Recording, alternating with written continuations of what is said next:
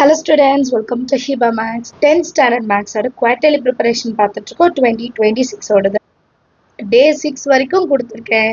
Day 6 வரைக்கும் உங்களோட ஒர்க்கை கம்ப்ளீட் பண்ணிட்டீங்களா இல்லையான்னு கமெண்ட் செஷனில் சொல்லுங்கள். நிறைய பேர் வாட்ஸ்அப்கே மெசேஜ் பண்ணுறீங்க, கமெண்ட் செஷனில் சொல்லுங்கள். அப்போ நிறைய பேர் பார்க்குவாங்க, அவங்களுக்குமே செய்யணுன்ற தோணல் வரும். சரிங்களா? இப்போ Day 7ஓட ஒர்க் எழுதிருக்கேன். ரொம்ப முக்கியமான ஒரு டாபிக் தான் கொடுத்துருக்கேன். ஏன்னா ஸ்கொயர் ரூட் சம்ஸ் அல்ஜீப்ராவில் இந்த ஸ்கொயர் ரூட் சம்ஸ் இருக்கு பார்த்தீங்களா, இதுல இருந்து ஒரு 5 மார்க் எப்பவுமே கேட்பாங்க. நீங்க எந்த கொஸ்டின் பேப்பர் எடுத்து பார்த்தாலும் இந்த டாபிக் வந்து உங்களுக்கு வந்திருக்கும். சரிங்களா? இந்த டாபிக்ல உங்களுக்கு டவுட் இருந்தா நம்ம சேனல்ல இருக்க வீடியோ பாருங்க. சரிங்களா? நல்லா அண்டர்ஸ்டாண்ட் பண்ணிட்டு சால்வ் பண்ணுங்க.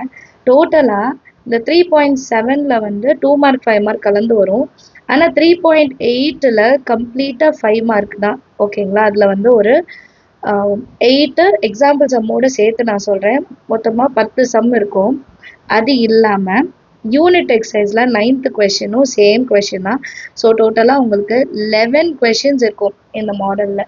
இந்த 11 கொஷின்ஸ் பார்த்தீங்கன்னா ஒரு 5 மார்க் உங்களால் அட்டென்ட் பண்ண முடியும். சரிங்களா?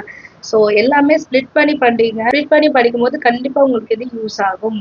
3.7 வந்து ஸ்கொயர் ரூட்டோடு தான், லாங் டிவிஷன் மெத்தடில் வராது, நார்மலாக வரும்.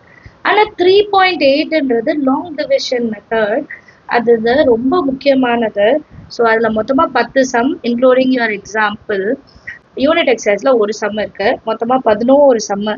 இந்த 11 சம்மை நீங்கள் கண்டிப்பாக சால்வ் பண்ணி பார்க்கணும்.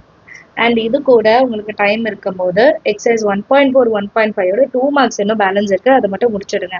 சரிங்களா? இது முடிச்சிட்டிங்கன்னா ஒரு பெரிய போர்ஷன்ஸ் நீங்கள் முடிச்ச மாதிரி இருக்கும். First lesson, second lesson and third லெசனில் ஸ்கொயர் ரூட் வரைக்கும் வர்றதை முடிச்சிங்கன்னா கண்டிப்பாக நீங்கள் கொஞ்சம் ஃப்ரீயாக இருக்கலாம். சரிங்களா? இதுக்கப்புறம் நமக்கு கொஞ்சம் போர்ஷன்ஸாக இருக்குது, 1 by 1 முடிக்கலாம்.